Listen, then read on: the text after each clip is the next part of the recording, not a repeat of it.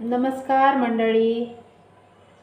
आजची स्वरचित कविता आहे महालक्ष्मीचा माहेरात थाट. गौरी ज्येष्ठा कनिष्ठा आल्या दारात, लिंबलोण करुणी दृष्ट काढा घरात.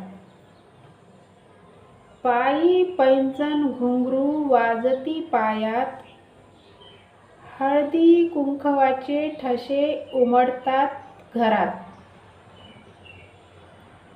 नाद कंकणाचा हिरवा चुडा भरला हातात, हिरवी साडी चोळी नेसवून बसविली मखरात.